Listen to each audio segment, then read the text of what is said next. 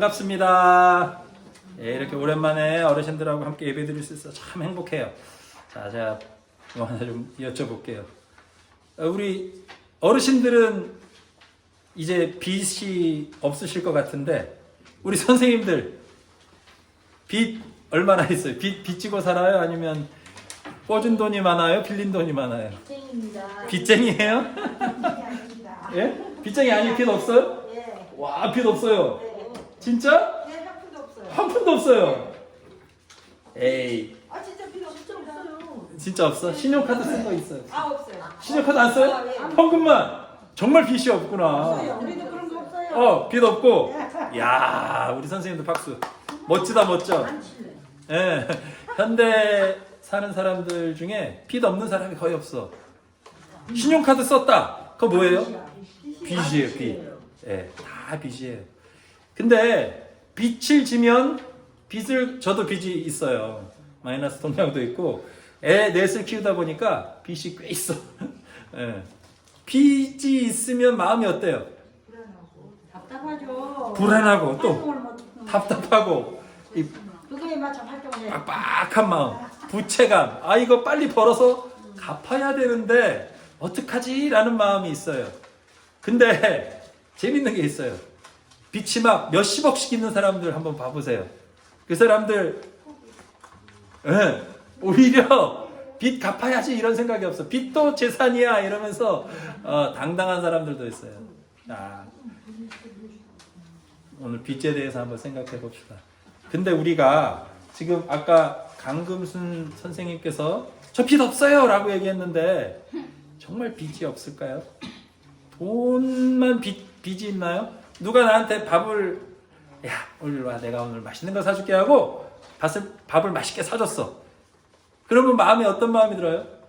아이 언제 나도 한번 또 사줘야 되는데 라는 마음이 들어요. 그럼 뭐예요? 마음에 빚이 생긴 거예요. 사람은 빚을 피하고 살 수는 없어요. 빚이 없는 사람은 어떤 사람이냐? 아무도 없는 산속에 혼자 들어가서 땅 파고 혼자 곡식해서 혼자 먹는 사람. 그 사람도 근데 빚이 없다고 할 수 있느냐? 있죠. 있죠. 하나님 그럼 뭐에 빚졌어요? 그 사람은 하나님을 다 생명을 빚졌어요. 그런 거 말합니다. 땅에서 자라나는 곡식, 우리 생명 다 어디서 왔어요? 하나님. 없는 데서 갑자기 생겼어. 하나님. 우리 진현씨 선생님은 절에 다니신다는데 얘기하는 거 보면 완전히 우리 권사님이야, 권사님. 권사님 이상으로 찬송도 잘하고, 야, 이 요양원 오래 다니다 보니까 그냥 거의 권사님 이상이야. 우리 요양원에서 권사님으로 이제 취임을 해야 될 것 같아. 자, 빚을 피하고 살 수 있는 사람은 없어요. 다 빚지고 살아요. 근데 빚진 마음이 있느냐 없느냐의 차이가 삶의 태도를 바꿔요. 빚진 마음 좀 무겁고 답답하죠. 근데 그 무겁고 답답한 마음이 우리를 어떻게 하느냐? 열심히 살게 해요. 그 빚 갚아야지 하는 게 삶의 힘이 돼요. 전 자식이 4명이라 그랬죠. 이제 큰아이가 대학을 다니기 시작했어요. 둘째도 이제 내년에 고3이 되고 곧 대학을 갈 텐데 막 허리가 휘어질 정도로 힘들어요. 그 요양원 얼굴 가지고는 택도 안 돼. 택도 없어요. 택도 없어요. 택이 안 돼. 택도 안 돼요. 그래서 어제도 막 어머님 밭에 가가지고 귤 날르면서 도와드려야지. 도와드려야 돼요. 어머니가 야 너 마이너스 통장 많이 났던데 조금 도와줄게 빨리 와서 일해라 해서 열심히 콘테나 날랐어요. 자, 자식이 4명이니까 어떤 마음이 드느냐? 얘네들한테 어떻게 줘야 된다는 마음? 내가 부모로서 열심히 일해서 얘네들 잘 살 수 있게 도와줘야 된다라는 빚진 마음, 자식들한테 빚진 마음이 들어요. 얘네들한테 내가 빚진 것도 없는데 왜 이런 마음이 들지? 제 재밌는 얘기 하나 해드릴게요. 저는 목사잖아요. 그래서 전생을 믿질 않아. 근데 이렇게 재밌는 이야기니까 해드리는 거예요. 자, 전생에 자식은 전생에 뭐였느냐? 왼수는 다른 거야. 빚이야, 빚. 전생에 빚쟁이. 내가 전생 이거 절에 다니시니까 잘 아시네. 자녀는 전생의 빚쟁이에요. 근데 마누라나 남편 전생에 뭘까? 왼수. 다 아네. 네. 부부는 전생에 서로 싸우던 원수가 부부가 됐다 그래요. 자, 그러면 우리 손자, 손녀는 뭘까요? 예쁘니까. 예쁘죠? 전생의 애인이었대. 예. 그래서 내가 얘네들 먹여 살려야 될 빚은 없는데 그냥 만나면 좋고 예쁘기만 한 애인이었다고 얘기해요. 네. 만나기만 하면 기분 좋고 전생의 애인이었다 이런 얘기가 있더라고요. 이거는 재미로 하는 얘기고 여기서 내가 하고 싶은 말은 뭐냐? 자녀는 내가 뭐를 걔네들한테 꾼 것도 없는데 뭐가 되느냐? 빚진 마음이 생기는 빚쟁이였다. 근데 진짜 자녀들 보면 뭔가 막 해주고 싶죠. 내가 해줘야만 마음이 편해. 그 관계가 우리들 삶에 사실은 그 자녀들만이 아니라 우리들이 만나는 모든 사람에게 우리는 사실 어떤 사람 마음이어야 되느냐? 그 사람들에게 뭔가 더 해주고 싶은 마음, 뭔가 더 베풀어주고 싶은 마음, 그 사람에게 빚지고 있다. 사랑의 빚을 지고 있다. 생명의 빚을 지고 있다. 사람들에게만이 아니라 이 사람들과 만나게 한 하나님에게 나는 빚을 지고 있다라는 마음을 가지고 사는 게 사실은 건강한 삶입니다. 이 빚진 마음하고 비슷한 마음이 뭐냐? 죄책감. 내가 잘못을 했을 때 내가 이렇게 잘못하면 안 되는데 삶을 바꿔야 되는데 라고 드는 마음이 뭐냐? 마음의 빚, 죄책감이 이 빚진 마음하고 같은 마음이에요. 죄책감 있는 사람은 어떻게 해요? 그 다음에 행동을 마음에 부담이 있으니까 좀 더 똑바로 살아야지. 죄 짓지 말고 살아야지. 내가 죄를 지은 대상이 있다면 어떻게 해요? 용서를 구해야지. 이런 마음이 있어요. 근데 빚이 많은 사람은 오히려 뭐가 없다 그랬어요. 아까 제가 너무 많은 사람, 아예 못 갚는 사람은 부채감을 안 느껴. 몰라, 뱉자라. 될 대로 되라. 죄가 많은 사람은 또 어떻게 되느냐? 이 죄책감이 없어요. 이번 인생이 이미 망했어. 이미 다 어쩌겠어 내가 이렇게 생겨먹은 걸 하고 삶을 개선할 노력을 하지 않아요. 야간에서 탕감해 주세요. 탕감해 주세요. 그런데 건강한 부채감, 건강한 죄책감은 꼭 필요한 거예요. 자, 오늘 성경 말씀을 한번 봅시다. 이 말씀에 나온 배경은 뭐냐? 이 예수님이 한 바리새인의 집에 초청을 받았어요. 바리새인하고 밥을 같이 먹으려고 그러는데 한 여인, 성경은 이 여인이 그 창기, 몸 파는 여인이다라고 이렇게 증언하고 있는데 이 여인이 와서 어떻게 했느냐? 비싼 향유, 한 300데나리온에서 500데나리온 되는 향유. 한 데나리온은 얼마냐? 하루 1품. 요즘은 평균 남자 여자 평균 하루 인품이 한 얼마 정도 될까요? 10만 원이라고 칩시다. 10만 원이면 한 3천만 원짜리 어마어마하게 비싼 향이에요. 이 향유를 깨트려서 이 향유 그 합을 팍 깨트리면 어떻게 돼요? 쏟아지겠죠. 그 쏟아진 향유를 머리카락으로 해가지고 어떻게 했느냐? 예수님 발을 이 머리카락으로 향유 묻혀서 막 닦아줬어요. 막 울면서. 자, 이때 예수님이 한 말이에요. 그때 이 바리새인이나 제자 중에 어떤 사람들은 어떤 생각을 했을까요? 제일 먼저 어떤 생각? 어휴, 아까워. 저 비싼 걸. 그리고 또 두 번째로 한 생각. 저 여자는 창년대 예수님을 발을 저렇게 예수님이 정말 선지자고 저걸 알았다면 저렇게 그냥 놔두면 되나?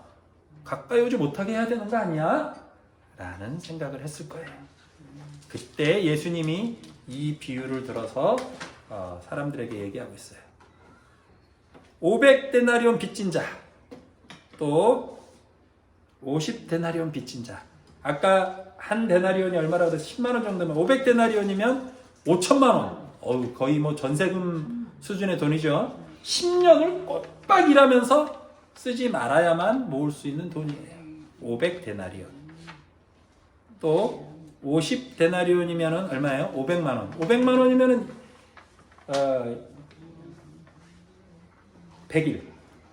100일치 임금. 어? 일치 가까이. 50데나리온이면 50일치. 50일치죠. 50일이 치면은 그렇게 500만 원이면은 마이너스 통장 정도. 전세금이 아니라 마이너스 통장에 생활비가 좀 부응해서 생긴 빚 정도. 이 500데나리온 빚진 사람이랑 50데나리온 빚진 사람의 마음 자세가 달라요. 500데나리온은 내가 다 갚기에는 굉장히 부담스러운, 내 힘으로 다 갚을 수 있을까? 나는 해결 못하겠어. 아유, 어떡하지? 하면서 탕감을 부탁하는 마음, 간절한 마음이 있는 금액이에요. 50데나리온은 이게 좀 껄쩍지근한데 가서 좀 깎아달라고 해볼까? 에이, 안 되면 딴 데서 구하든지, 아니면 좀 내가 아끼거나 해서 해결할 수 있을 거야 라고 생각할 정도의 돈이에요. 이 두 마음이 서로 다르단 말이에요. 자, 우리가 예수님 앞에서 어떤 태도를 취하느냐, 이 500데나리온 빚진 자의 마음이냐 50데나리온 빚진 마음이냐. 우리 죄의 문제 우리 힘으로 해결이 될까요? 되지 않을까요? 여러분 삶을 좀, 나는 이렇게 살지 말고 좀 더 건강하게 다른 사람도 돕고 죄 짓지 않고 잘 살아봐야지 라고 할 때마다 잘 돼요? 잘 되지 않아요? 안 되고. 잘 안 돼요. 저도 많이 해봤는데 안 돼. 내 힘으로 해결할 수 없다라고 생각한 사람들은 뭐를 찾느냐? 나를 구원해줄 구원자를 찾아요. 그게 바로 우리를 구원해 주시기 위해 이 땅에 오신 예수님이에요. 500데나리온 빚진 자의 마음, 향유 옥합을 깨트려서 예수님의 발을 닦은 창기의 마음은 뭐냐?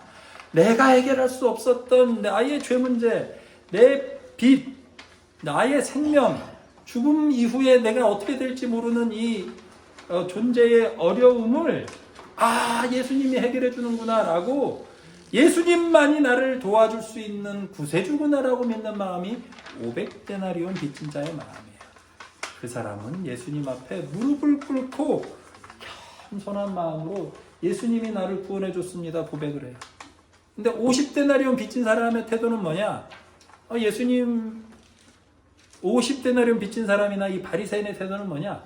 예수님한테서 삶에 대한 지혜를 좀 얻으면 좋고, 그 다음 뭐예요? 아니면 말고 다른 신한테 찾아가든지 다른 지혜를 구하든지 다른 방법으로도 나는 충분히 해결할 수 있다라는 마음이에요. 그럼 500데나리온 빚진 사람의 마음은 뭐냐? 결국은 겸손한 마음으로 고개를 숙이고 머리를 땅에 쳐박고 예수님 발 앞에 엎드려서 눈물을 흘리면서 예수님의 구원, 예수님의 용서, 예수님이 도와주신 이 빚 탕감해 주신 거에 눈물을 흘리며 감사하는 태도가 나와요. 근데 50데나리온 빚진 마음, 교만한 마음은 어떻게 되느냐? 들어오셔서 저랑 밥 한 끼 하시죠? 아니면 말고, 예수님 성경 말씀 한번 배워보죠 보지 여기도 좋은 말씀 많네 라고 삶에 대한 지혜 정도로 복음을 대해요. 예수님 아니면 다른 신, 다른 종교에 찾아가면 되지라고 절박하지 않은 마음으로 예수님을 대해요. 제가 다른 종교가 어떤지는 얘기하고 싶지 않아요. 문제는 뭐냐 하면 내 마음에 간절함이 있느냐, 내가 정말 해결할 수 없는 삶의 문제, 인생에 빚진 이 빚을 해결할 방법을 어디서 찾아야 되느냐라고 간절하게 찾았던 사람은 뭐냐? 구원자 예수님을 만났을 때 어떤 태도를 취하느냐? 예수님이 나를 해결해 줬구나, 예수님께서 나의 죄를 해결해 줬구나라고 눈물을 흘리며 겸손한 마음으로 무릎을 꿇고 예수님 앞에 엎드려지는 게 맞는 태도예요. 예수님께 바른 태도예요. 자, 여기서 근데 제가 재밌는 얘기 해드릴게요. 50데나리온 빚진 사람, 안 되면 뭐 딴 데 가서 해결하지라고 생각했던 사람, 그 태도로 했을 때 감사하는 태도 없이 빚 탕감해준 사람한테 고맙다는 말도 안 했던 이 사람, 과연 그 빚 해결했을까요? 못했죠. 삶의 태도가 바뀌지 않아요. 이런 사람들은, 감사할 줄 모르는 사람들은 결국 그 50데나리온이 점점점 자라나서 어떻게 되느냐, 500데나리온 보단 더 버텨. 더 버치게 빚이 늘어나서 삶을 꾸려나가지 못하고 절망에 빠질 수밖에 없어요. 오히려 500데나리온 더 큰 빚을 졌던 이 사람은 감사하는 마음으로 탐감해준 사람에게 무릎을 꿇고 겸손한 마음으로 나아갈 때 새로운 삶이 열려요. 근데 이 50데나리 빚의 특성은 뭐냐? 조금씩 커져가는 게 빚의 특성이에요. 이자가 점점 쌓이고. 그래서 이 빚에서 벗어나는 길은 뭐냐? 진심을 다해서 삶의 태도로 완전히 바꾸는 거예요. 예수님을 통해서 이 죄 문제도 빚 문제하고 똑같아. 죄 짓는 거는 한 번만 죄 짓는 사람이 있어요, 없어요? 없어요. 반복적이고 또 어떻게 되느냐? 점점 그 강도가 세져요, 죄가. 술 한 잔 먹을 때, 한 잔 먹고 살던 사람들, 한 잔으로 만족이 돼요? 지나면? 더가 좋아. 한 잔이 한 병이 되고, 한 병이 10병이 되고, 일주일에 하루씩 먹던 사람 일주일에 이틀이 되고, 이런 식으로 삶을 완전히 바꾸는, 겸손하게 예수님 앞에 꿇어 엎드려지고, 삶을 완전히 바꾸는 체험이 없는 사람은 조금씩 죄 속으로 빠져들고 빚 속으로 빠져들어서 결국엔 어디로 빠져들게 되느냐? 좌절과 절망, 죽음으로 빠져들게 됩니다. 여기서 돌이킬 수 있는 길은 뭐냐? 아이고, 나는 빚쟁이구나. 절박한 마음. 나는 좌절할 수밖에 없는 사람이구나. 내 혼자서는 해결할 수 없는 빚쟁이구나를 깨닫고 빚을 탕감해줄 구원자, 죄를 문제를 해결해줄 구원자에게 무릎을 꿇고 겸손하게 엎드러지는 게 유일한 해결책입니다. 그래서 우리 기독교는, 예수님을 믿는 사람들은 점진적인 개혁이 아니라 뭐냐? 완전히 삶을 바꾸는 변화의 종교입니다. 지혜를 얻어서 내가 요렇게 조금씩 내 행동을 고쳐서 변화되는 게 아니라 예수님의 은총으로 삶이 완전히 바뀌는 경험을 해야만 되는 거예요. 그 변화는 내가 하는 거예요? 내 능력으로 안 되는 거예요. 내 능력으로 안 된다는 것이 우리 예수님의 가르침입니다. 그래서 예수님 어떻게 하라고 해요? 내게로 오라. 무겁고 수고하고 무거운 짐진 자들아, 다 어떻게 하라고요? 내게로 오라. 내가 너희를 쉬게 하리라. 내 힘으로 돈 벌어서 빚 갚고 쉬는 게 아니라 예수님이 탕감해줘서 문제가 해결되는 게 바로 예수님의 가르침이고 기독교의 정신이에요. 믿기만 하면 됩니다. 예수님께 돌아오기만 하면 돼요. 예수님 도와주세요 말만 하면 돼요. 이 빚을 탕감해주는, 우리의 죄를 해결해주는, 우리 생명을 새롭게 하고 영원히 살게 해주는 예수님께 돌아오기만 하면 됩니다. 쉽죠? 어렵지 않아요. 예수님을 의지하며 예수님 안에서 새로운 삶, 빚을 다 탕감하고 편안한 삶을 누리는 우리 어르신들과 선생님들 되시길 주님의 이름으로 축복합니다.